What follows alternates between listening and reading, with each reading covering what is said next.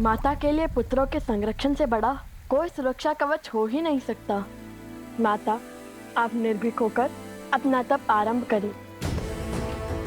माता, हम आपकी रक्षा करने के लिए सज हैं। जब तक आपका तप पूरा नहीं हो जाता, हम बनेंगे आपकी ढाल। और मेरे तप का अंत होते ही मुझे उस वन्य वृषभ की पूरी कथा सुननी है।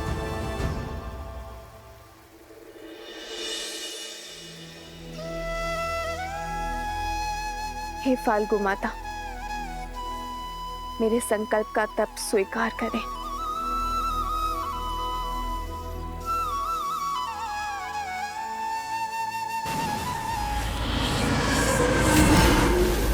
वो देखो, मकरासुर की सेना आ गई है।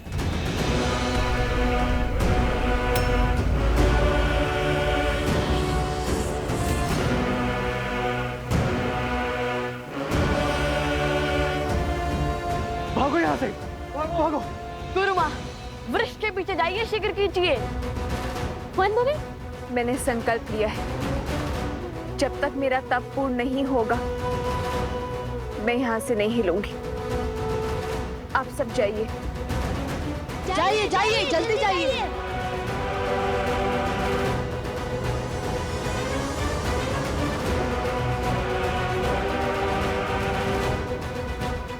अब क्या करें भैया? वही जो धर्म कहता है। कुश, तुम यही माता के पास रुको, मैं इनकी रक्षा करता हूँ। ला, सबकी सुरक्षा करना। जी माता।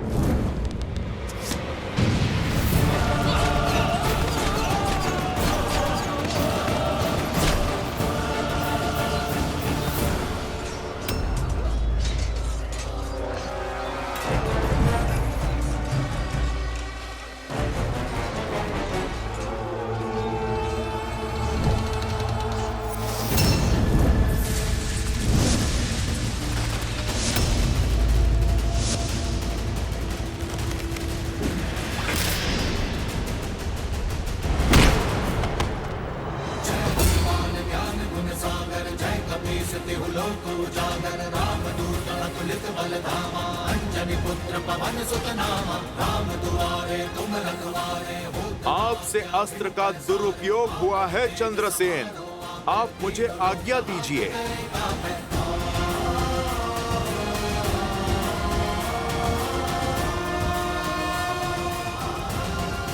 जय श्री राम।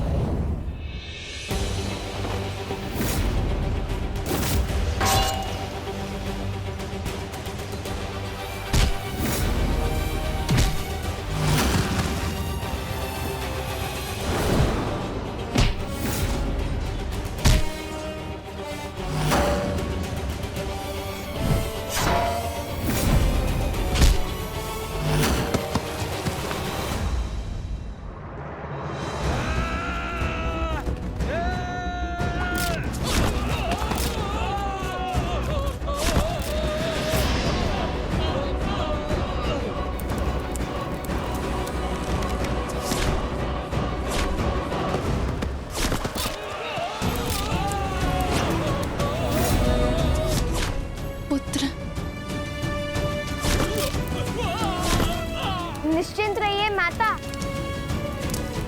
आप जानना चाहती थी ना, हमने उस वृषभ को कैसे पकड़ा था? अब मैं बोलकर नहीं, कर दिखाऊंगा।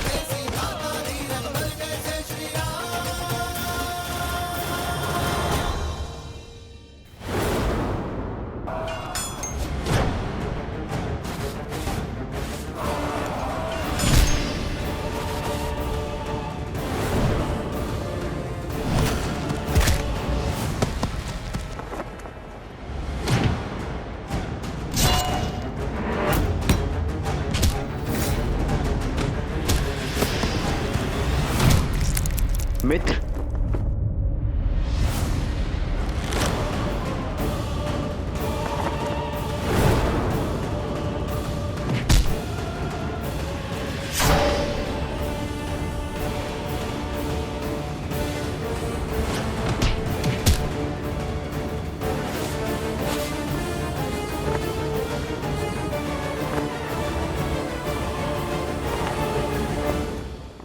कुश, ऋषिवर की रक्षा करो। मैं सुरक्षित हूँ। किंतु माता, भैया का आज्ञा था कि भैया की आज्ञा नहीं, अपनी माता के आदेश का पालन करो। ऋषिवर की रक्षा करो और अपने मित्रों को बचाओ। अपनों से पहले अपने लोगों की रक्षा करना तुम्हारा दायित्व है। जाओ।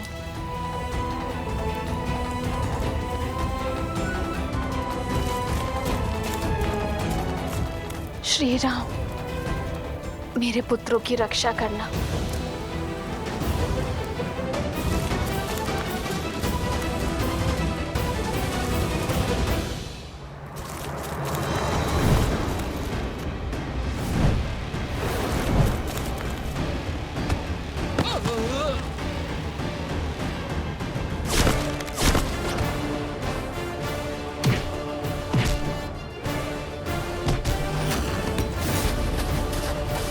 मुझ तक पहुंचना ही दुर्लभ है वानर।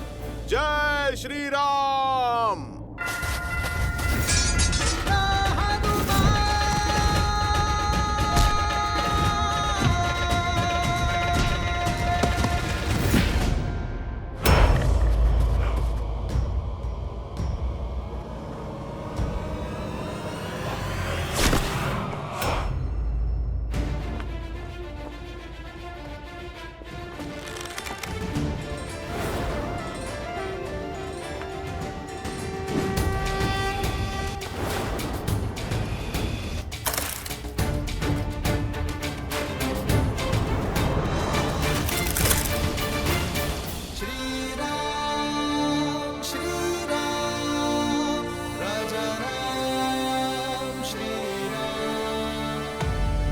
श्री राम ने तुम्हें मृत्यु नहीं दी।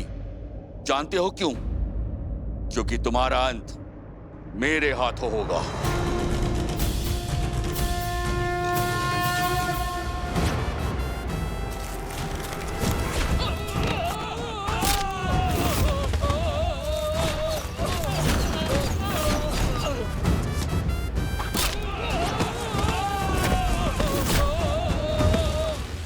वन देवी के पुत्रों के सामने वन के अपमान का दुस्साहस।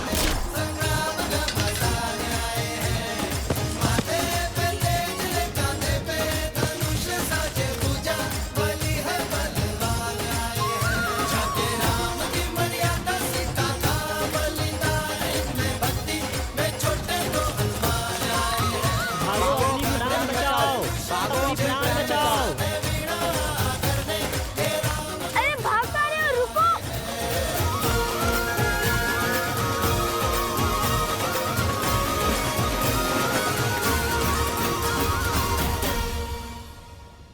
माता का आदेश है कि हम इनकी रक्षा करें, इसलिए तुम और सोमकरण ऋषिवर के साथ साथ गुरु माँ और कुमोदनी दीदी की रक्षा करोगे।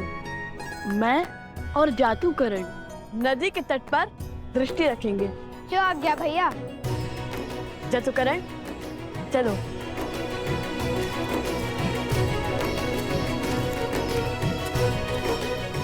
अगर शांडिल्य होता तो कितना अच्छा होता।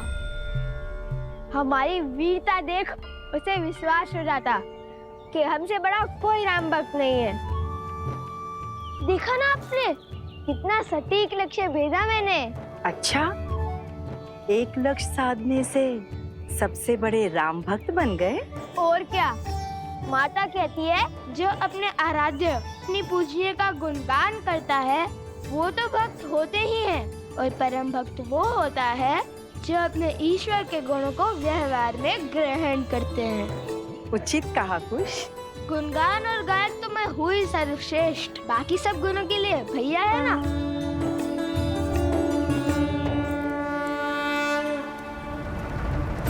माता अभी भी तप कर रही है, और जल अभी भी अशुद्ध है, अर्थात मकरासुर अभी भी भीतर है, ठीक मकर ध्वज की भांति। मकर ध्वज? हाँ, मकर ध्वज। सुनाऊं इसकी कथा? हाँ, सागर का रक्षक मकर ध्वज, आधा वानर आधा मकर, जिसे केवल श्री राम के भक्त हनुमान हरा सकते थे। और कहानी का विचित्र मोड़ जानते हो? वह साक्षात हनुमान जी के पुत्र थे। किसके पुत्र हो तुम?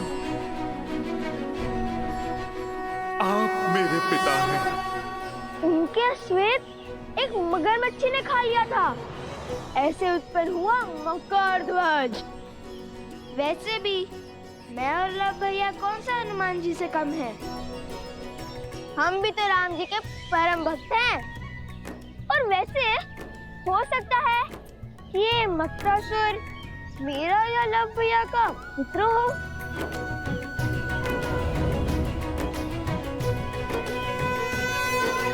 ऋषिवर जाग गए।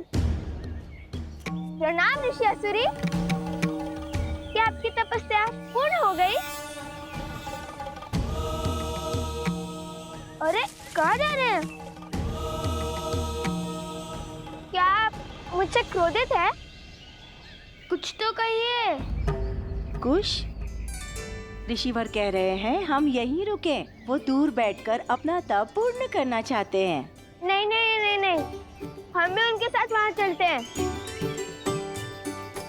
संकेत की भाषा भली भांति समझता हूँ मैं, है ना सोमकरण? आप महर्षि हैं, सब जानते हैं, और मैं आपका रक्षक, इसलिए तो मुझे आपके साथ चलना ही होगा, है ना ऋषिवर?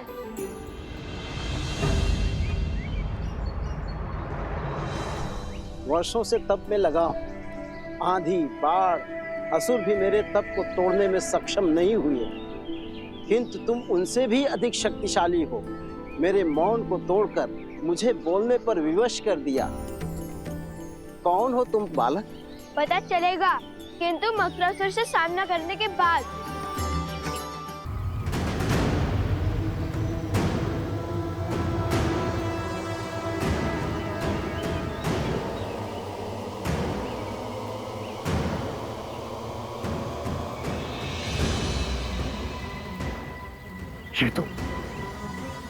ये तो मानव का रक्त नहीं है। जानता हूं मैं, ये मेरे राक्षसों का लहू है। ये सब उन्हीं का किया धरा है, राम के पुत्रों का। मैंने कहा था उन्हें पकड़ना सरल नहीं है, बड़े पराक्रमी है दोनों। अभी तुम्हारा ये भ्रम मिटाता हूं। अब ये फल्गु नदी इनके रक्त से लाल होगी। मैं उन्हें मेरे पास आने पर विवश कर दूंगा।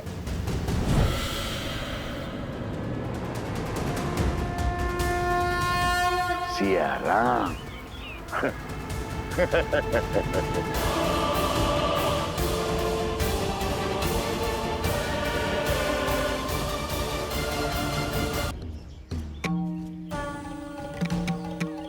प्रणाम ऋषि असुरी, क्या आपकी तपस्या पूर्ण हो गई? अरे कहाँ जा रहे हैं? क्या आप मुझसे क्रोधित है?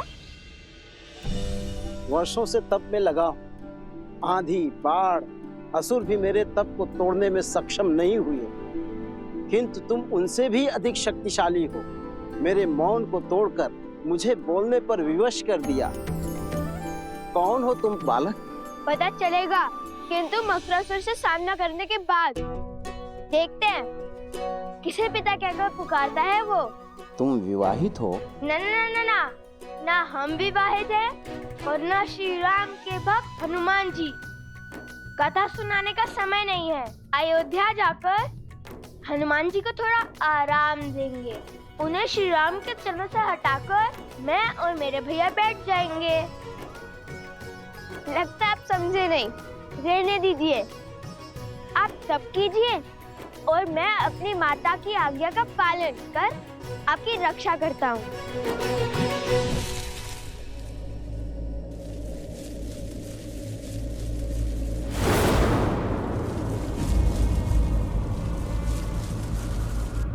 वृक्ष तो सूख रहा है।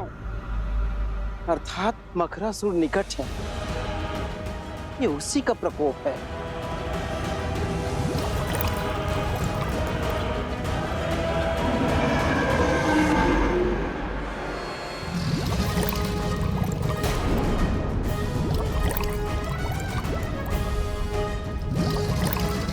भैया, माता संकट में है।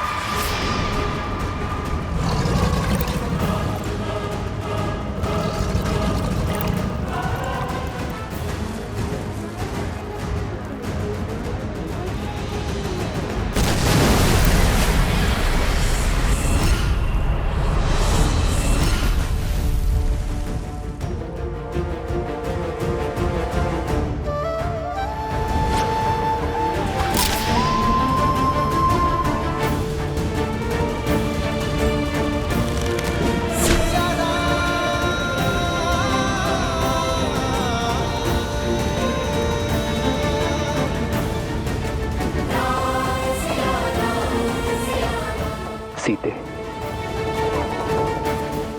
माता, माता,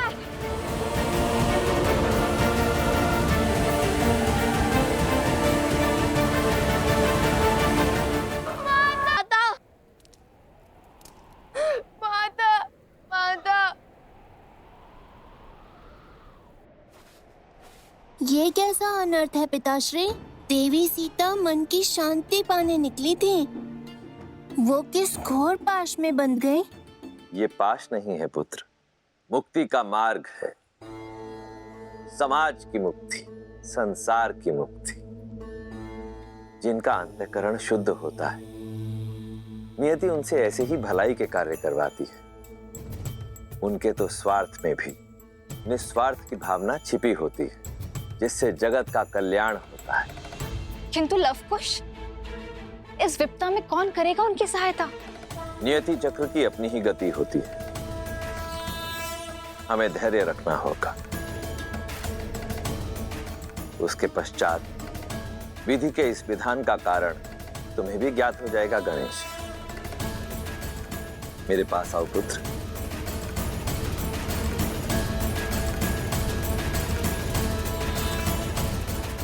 वन देवी, वन देवी, माता, वन देवी।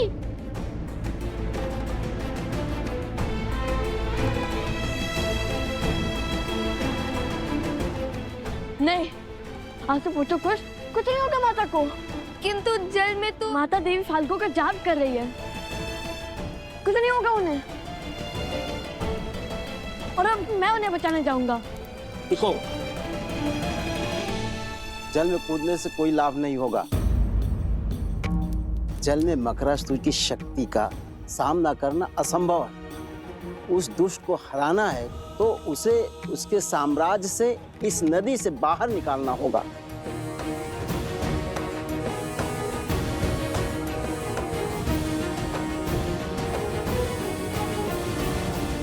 अभी तक अधर्म की विजय हुई नहीं है, किंतु धर्म के पास समय कम है। हर गिरते पत्ते के साथ मकरासुर की शक्ति और उसका प्रकोप बढ़ रहा है। शीघ्र तुम्हारी माता को इस विषैले जल से बाहर निकालना होगा।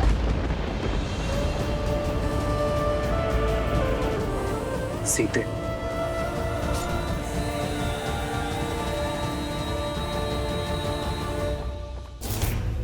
ये अस्त्र अगर इसको चीर सकता है, उसको भी मार सकता है। ये आज स्पष्ट हो गया कि ये नर है, नारायण नहीं।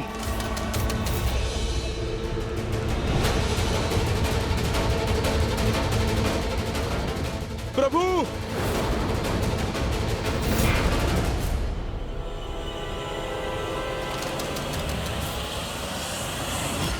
आप ठीक है ना प्रभु?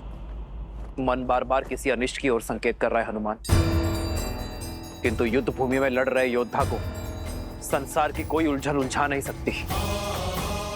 ये धर्म युद्ध है, तन और मन दोनों छोड़ने होंगे। किंतु अंगद नहीं लौटा हनुमान, वो अवश्य ही किसी संकट में है। जाओ हनुमान, और अपने शिष्य की सहायता कर। प्रभु, किंतु मैं आपको छोड़कर कैसे? बड़ा मायावी है ये चंद्रबाहु। चाहे आप जितने भी प्रहार करो, क्षण भर में इसका घाव भर जाता है। उसकी शक्ति हमारी सेना पर भारी पड़ रही है। पाप पुण्य पर हावी अवश्य हो सकता है हनुमान, किंतु उससे जीत नहीं सकता। जब समस्या का समाधान ना निकले तो दृष्टि नहीं, दृष्टिकोण बदलना चाहिए।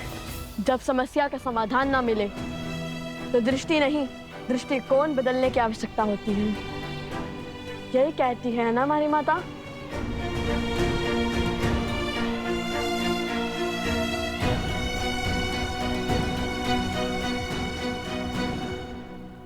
यदि वो जल के भीतर शक्तिशाली है और उसे बाहर लाना संभव है, तो फिर हम जल को उस तक पहुंचने से रोकेंगे, नदी का प्रवाह अवरुद्ध कर देंगे।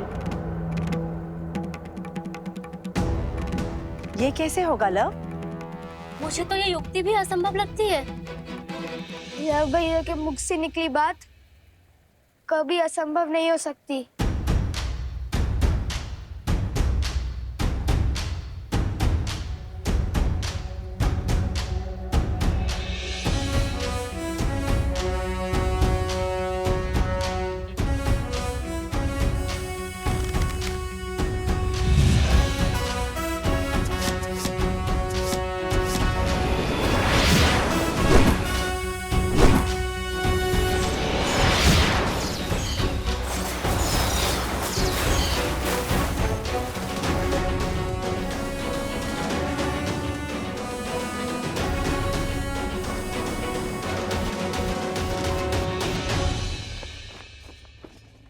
जिसे अब तक मेरे हनुमान के प्रहार रोक रहे थे, उसे अब मेरे बाण रोकेंगे। वो मारा नहीं जा सकता, किंतु बांधा जा सकता है।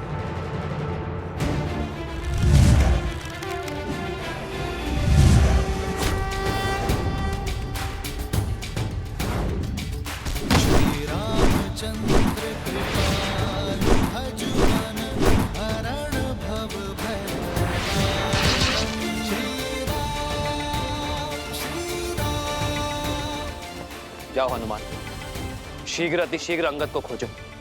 जो आज्ञा प्रभु। जाओ।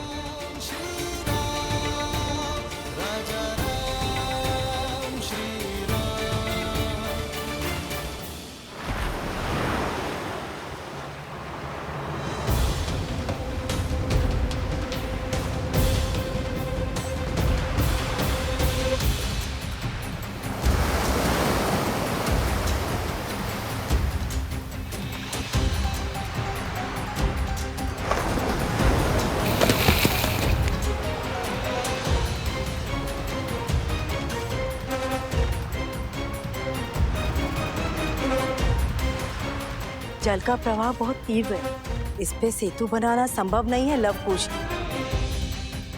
हमें बिना समय गवाए सहायता ढूंढनी चाहिए।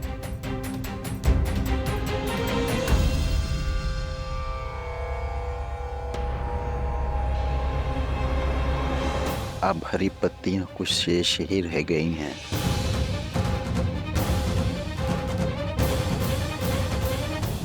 जब तक हम सहायता खोजेंगे तब तक समय और देवी के प्राण खो चुके होंगे। माता की रक्षा का प्रण हमने लिया था और उस प्रण को पूर्ण भी हम ही करेंगे, कोई और नहीं।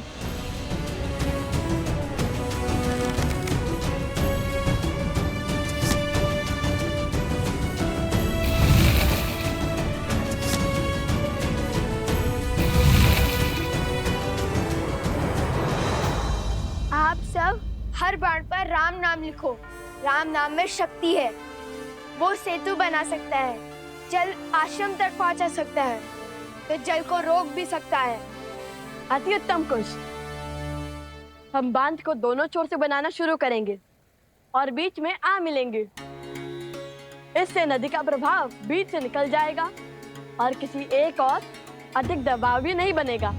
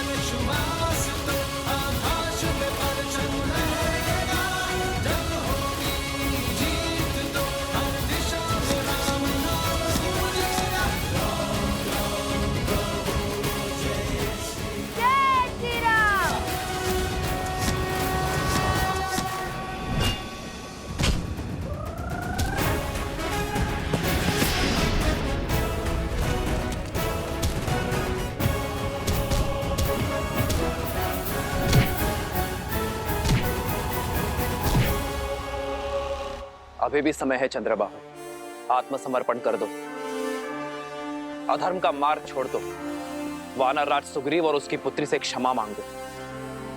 यदि उन्होंने तुम्हारे दुस्साहस को क्षमा योग्य माना तो ये युद्ध अभी इसी क्षण समाप्त हो जाएगा।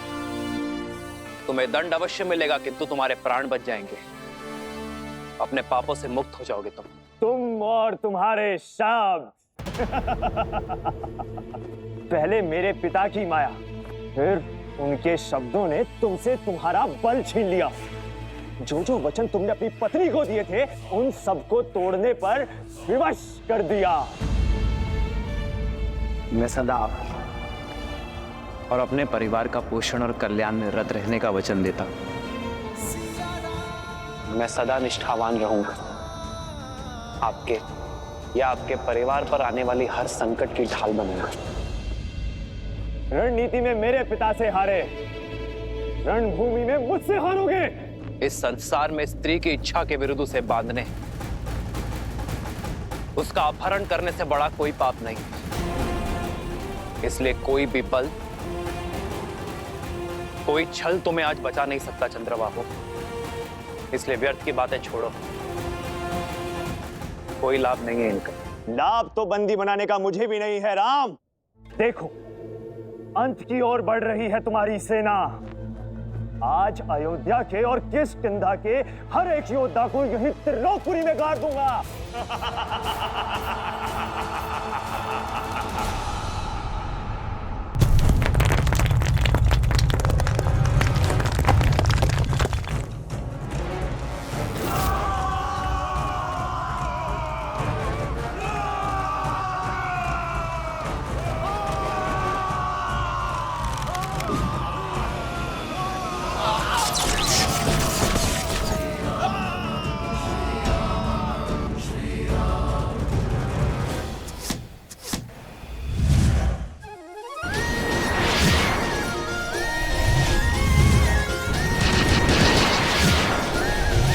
आपके लव कुश आ रहे हैं माता। तनिक धैर्य और माता, बाण बनने को है।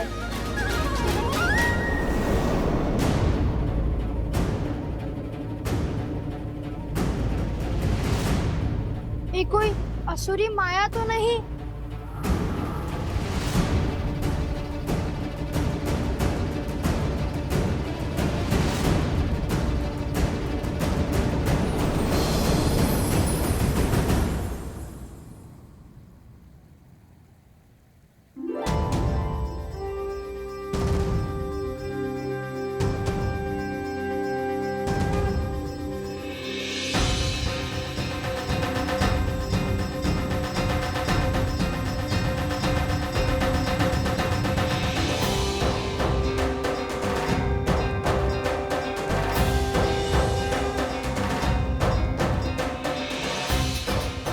मुख की शीतलता और तन की सौम्यता से तो देवी लग रही है।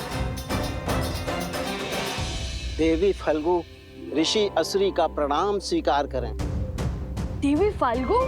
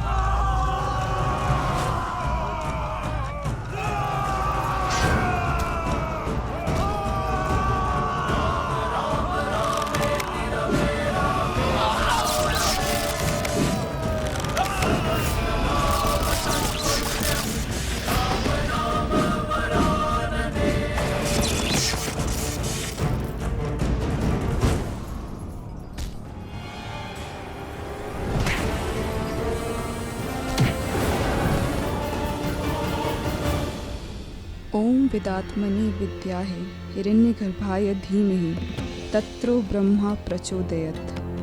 ओम विदात्मनि विद्याहे हिरण्यगर्भाय धीमहि तत्रो ब्रह्मा प्रचोदयत्।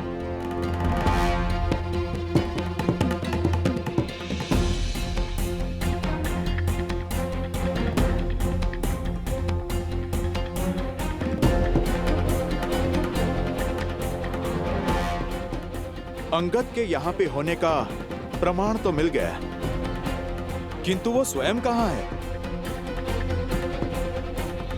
अंगद! अंगद! अंगद! अंगद!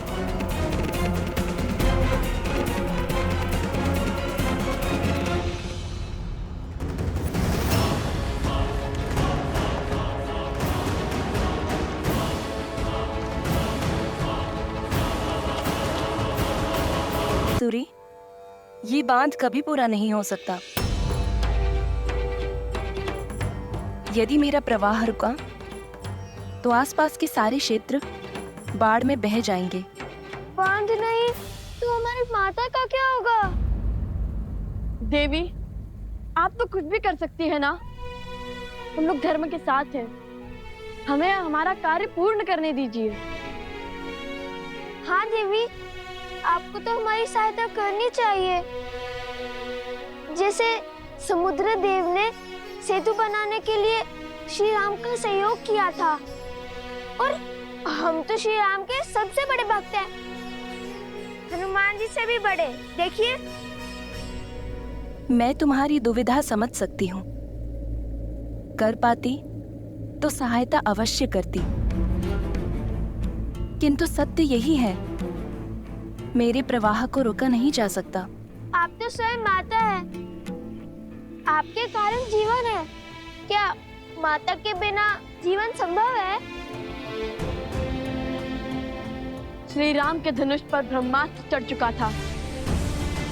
समुद्र देव की क्षमा याचना के बाद उत्तर में ध्रुमकुलिया की ओर छोड़ना पड़ा, जहाँ राक्षसों का अधर्म शिखर पर था। उसी प्रकार आप भी अपना प्रभाव मोड़ दीजिए ना। बहाना ही है तो धर्म के बल से अधर्मियों को बहाइए।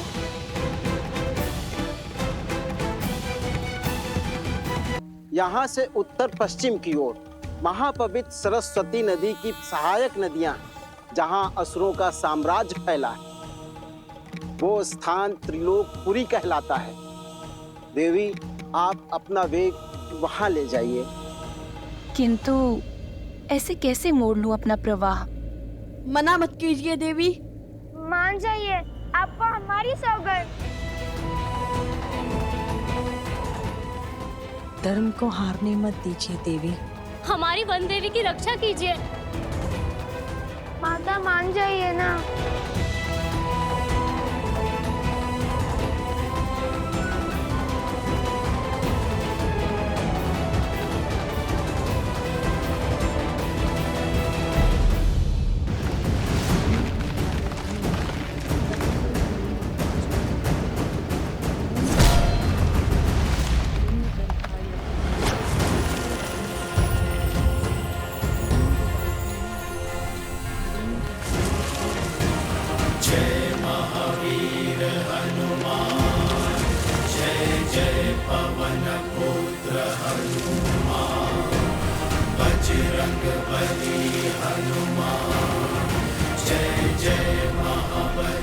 जय श्री राम।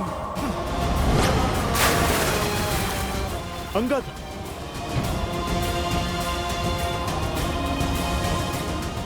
अंगद, अंगद, अंगद, तुम ठीक हो?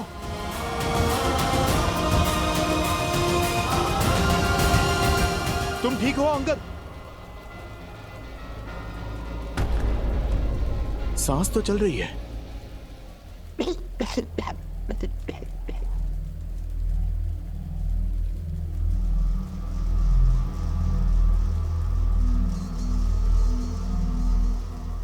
उसे रोकिए, अन्यथा ये युद्ध कभी समाप्त नहीं होगा। किंतु तुम अंगद? ठीक।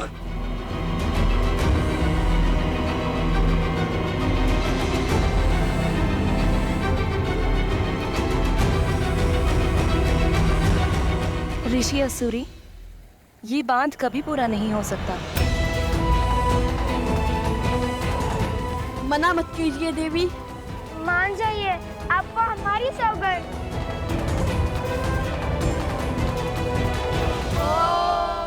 मधुजक्ता हितायने मधुरक्षन्ति सिन्धवा वादी विल्ला संतो वसी मधुनक्तो तोसो मधुपाती वरजा।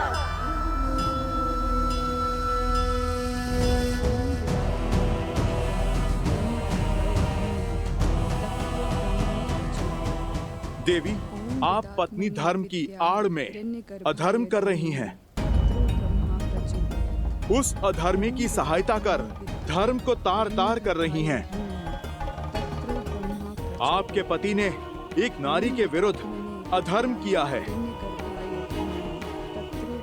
देवी, आप रुक जाइए, यह मंत्र बंद कीजिए।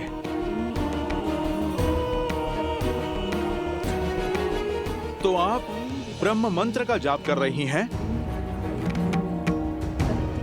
उचित है, मैं आपको रोकूंगा नहीं, मैं भी मंत्र जाप करूंगा। आप जानती हैं वो भी किसका? देवी सरस्वती का। वो ही तो हैं ब्रह्मदेव के मंत्र की काट।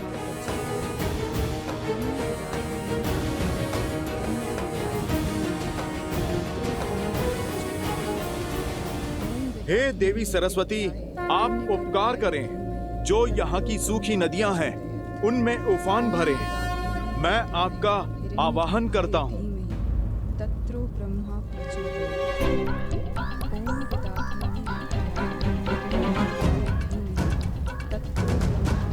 माता, आप आइए ना, बहा के ले जाइए इन असुरों को और इनके साथ चंद्रबाहु को भी।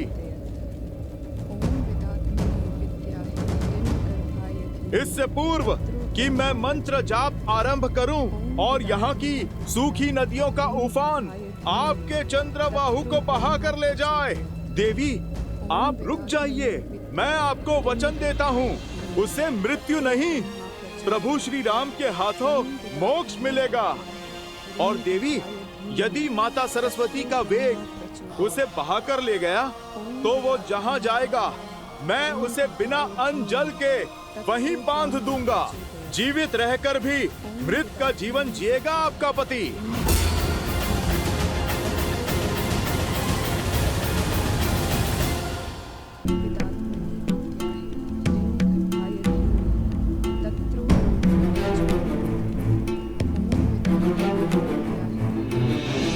मन में आए इस विचार के पीछे अवश्य ही प्रभु की कोई लीला होगी।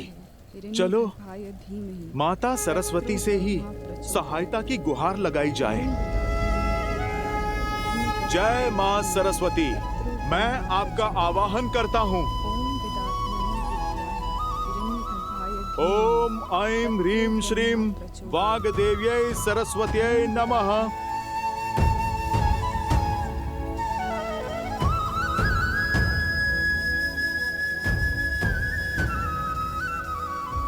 महापवित्र सरस्वती नदी की सहायक नदियां हैं, जहां असुरों का साम्राज्य फैला है। आप अपना वेग वहां ले जाइए।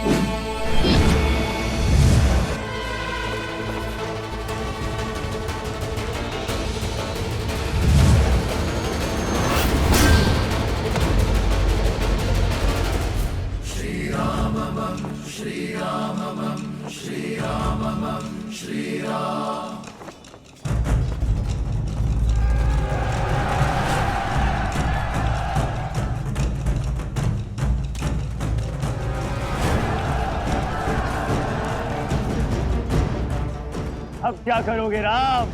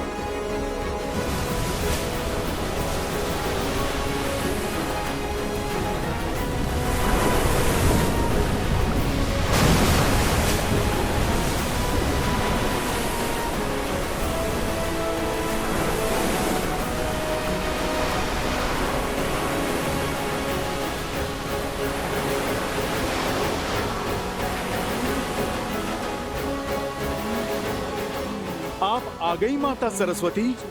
आप धन्य हैं आप।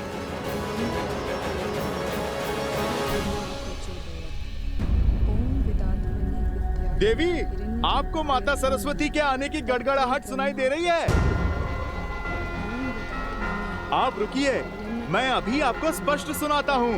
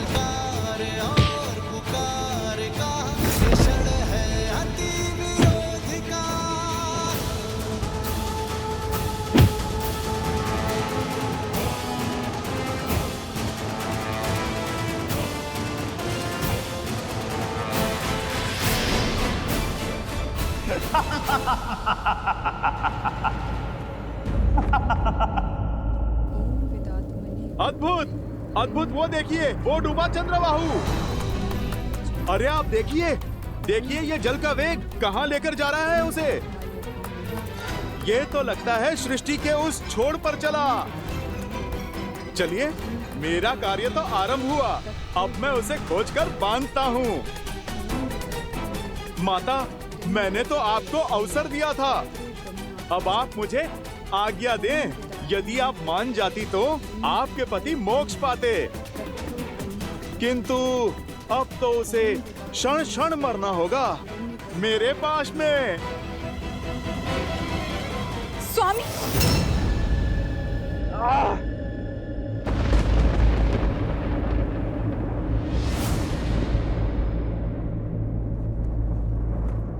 ये नहीं हो सकता।